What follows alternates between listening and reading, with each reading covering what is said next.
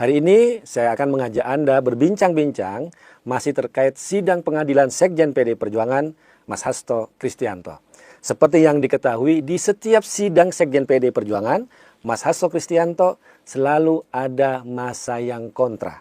Artinya selain kami yang datang untuk memberikan support, memberikan dukungan, di pihak seberang selalu ada masa yang kontra. Masa yang kontra itu kalau kami hitung-hitung dari 40 sampai 50 orang. Nah, pada kesempatan ini saya mau mengajak Anda berbincang dengan salah satu tokoh, salah satu korlap dari masa yang kontra itu. Rehan, dari beberapa informasi yang kami dapat ya, dari PDI Perjuangan yang dapat bahwa masa kontra yang datang itu bukan karena kesadaran, tapi karena ada yang menyuruh, ada yang mengorder. Benar nggak Rehan? Benar. Benar ya? Benar. Kalau Rehan sendiri ikut masa kontra di sidangnya Pak Hasto itu sejak kapan? Sejak pertama dari KPK. Oh, yang KPK? Iya. Waktu itu penahanan Mas Hasto Kristianto tanggal 20 Februari di KPK ya? Waktu itu datang berapa orang? 50 orang. 50 orang yang Rehan sendiri Yang bawa. bawa. Tapi kalau kita lihat kan banyak tuh. Ada 200 orang. Ada 200 orang, tapi untuk Rehan sendiri 50 pelaporan orang. 50 orang. Waktu itu siapa yang nyuruh Rehan datang ke KPK? Dayat. Oh, Dayat. Jadi ada namanya Dayat. Jadi ada total 200 orang, Rehan bawa 50 orang. Nah, waktu itu kalau boleh tahu dikasih itu nggak?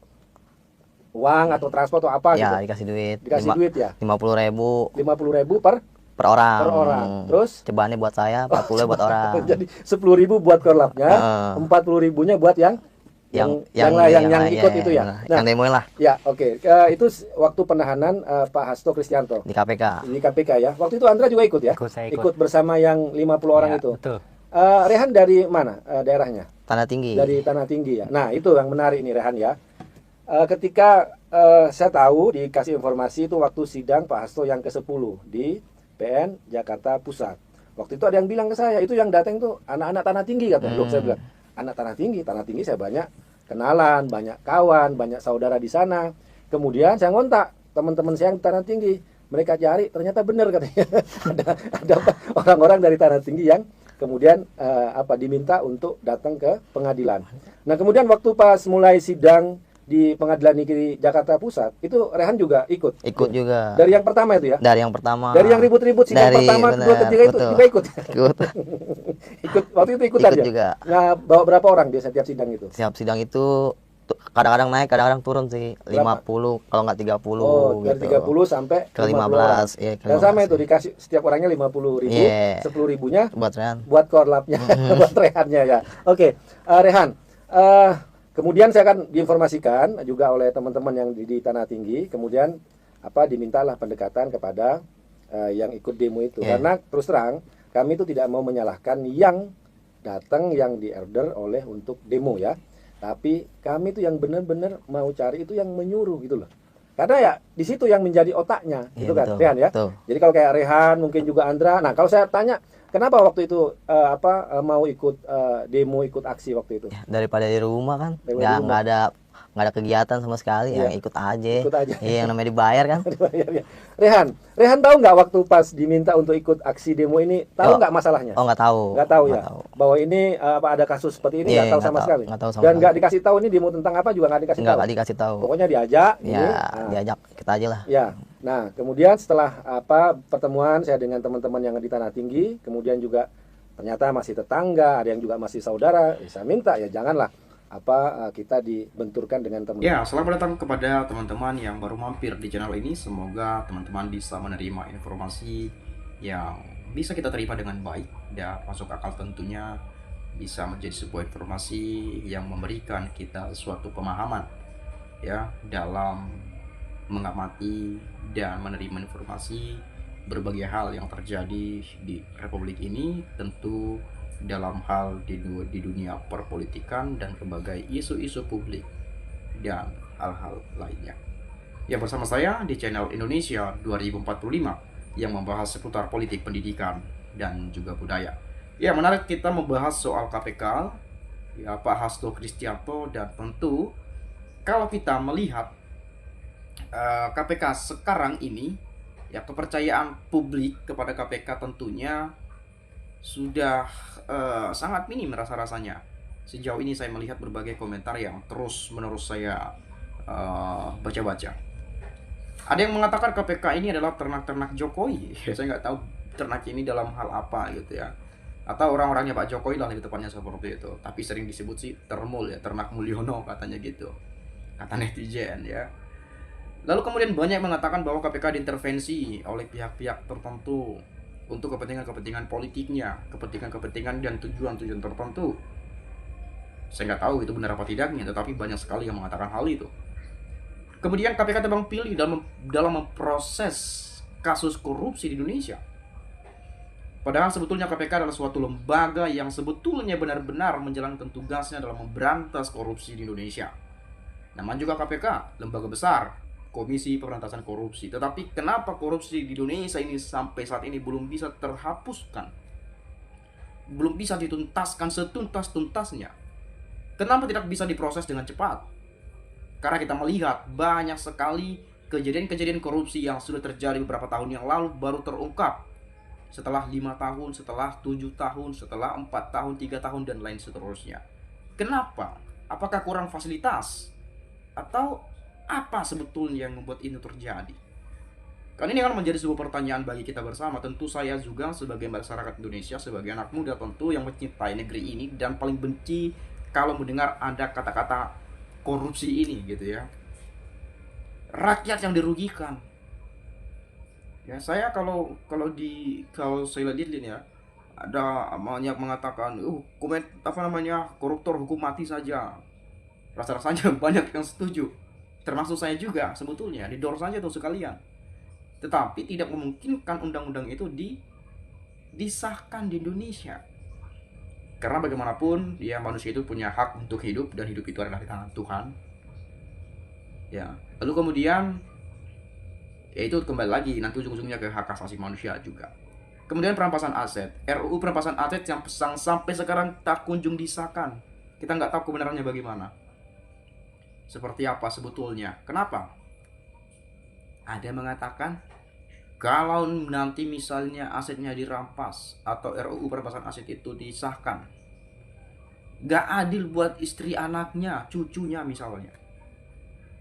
Tapi dalam logika berpikir saya adalah ketika seseorang melakukan korupsi yang dikorupsikan 6 miliar dan kekayaannya ada 7 miliar, yang disita tuh 6 miliar saja sesuai korupsinya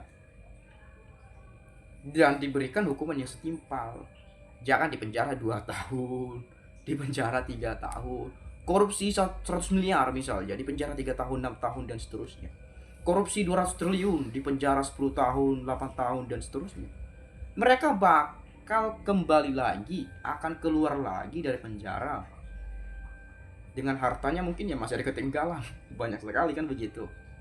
Ya nggak apa-apa deh, saya korupsi dulu, ketangkap aja tuh 5 tahun. Yang penting nanti kalau udah keluar hidupnya enak.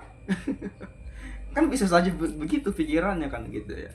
Bagi pejabat-pejabat orang-orang yang memang ya masih belum cukup dengan apa yang dimiliki saat ini.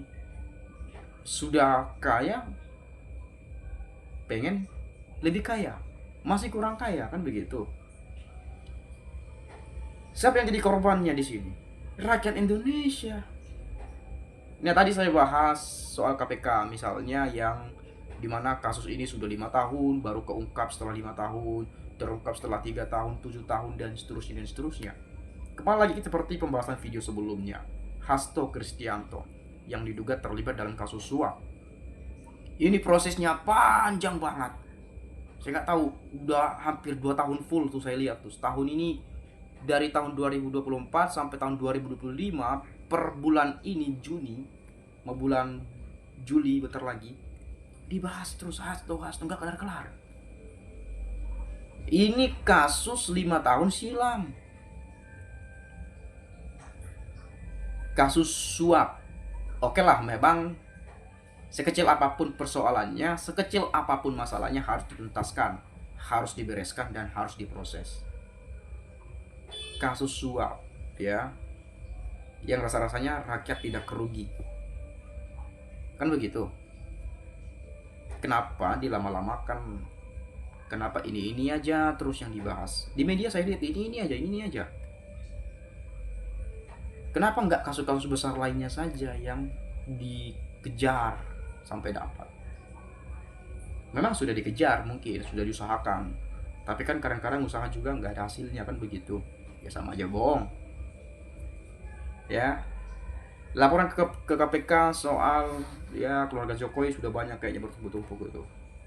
Sudahkah diproses, sudahkah dipanggil atau apa ya, kita belum tahu pasti ya. Tetapi di sini dalam kasus ini ya, Hasto Kristianto yang diduga terlibat dalam kasus suap ya, ini kasus Harun Masiku sebetulnya pada 2000 berapa ya, 2019 kalau nggak salah dia. Sekarang belum selesai, bayangin 2019 sampai tahun ini udah berapa tahun itu, 5 tahun lebih udah ya, kurang lebih 6 tahun kurang lebih 6 tahun lah, belum pernah kelar juga. Bahkan yang sudah pernah di penjara udah bebas lagi. Agak lain ya. Oke lah, saya coba baca penyampaian kawan-kawan kita. Barangkali teman-teman juga nggak percaya apa yang saya ucapkan barusan. Ini penilaian dari masyarakat Indonesia. Saya coba baca ya. KPK isinya Ternak Mulyono. Nah, ini tadi saya sampaikan dan ini juga sudah ada. Jadi bukan saya pribadi menyampaikan, tapi apa yang disampaikan oleh masyarakat Indonesia itu yang saya sampaikan juga, yang menjadi sebuah informasi kepada kita. Ya. Makanya kasus Hasto yang bukan ranahnya dipaksakan sesuai syarat Mulyono yang rakus demi perut dan keluarganya. Bu Megawati akan sikat Mulyono. KPK ecek-ecek, remeh-temeh, tak ada guna bagi rakyat, hanya habiskan APBN saja. KPK layak dibubarkan saja. Hasto korban kebencian Mulyono. Ini gara-gara Mulyono rusak negara ini. Negara sekarang menjadi lebih parah dan zaman PKI, dari zaman PKI ya. Hoax, bosan dan memuakkan, kasus apapun tidak akan diproses selagi Kapolri ternaknya Mulyono nipu negoro. KPK kaki tangan Jokowi yang dibayar, tujuannya menekan PDIP melalui Hasto. Dari awal sudah jelas kasus Hasto semata-mata hanya masalah politik, bukan pidana, maka Hasto harus dibebaskan demi hukum. Gara-gara Mulyono, negara jadi rusak parah, lebih-lebih dari zaman PKI. Kalau dibiarkan Jokowi terus, kalau Jokowi tak diadili, dia masih bisa belusukan. Komunis kan memang seperti itu ya. Permainan kotor Mulyono yang selama ini disembunyikan kian lama kian terbuka. Kebenaran akan mencari jalannya sendiri, cepat atau lambat akan muncul. Nah itu, saya setuju. Sebetulnya yang kita inginkan adalah bagaimana kebenaran itu terungkap. Jangan digoreng-goreng, dipelintir kemana-mana. Masyarakat bingung, ini siapa yang salah ini? Ini siapa yang benar gitu ya. Ini bingung, kita bingung.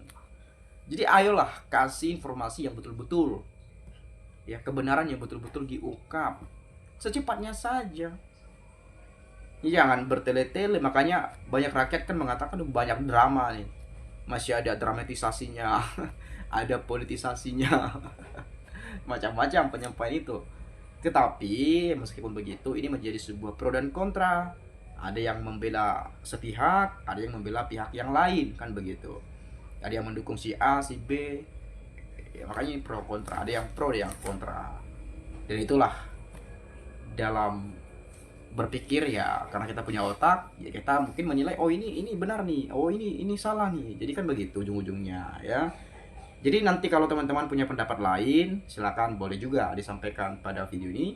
Mungkin dari saya itu saja. Saya minta maaf kalau ada penyampaian ucapan dan ucapan kata-kata yang tidak menyenangkan. Sekali lagi saya ucapkan terima kasih, salam, dan sampai jumpa.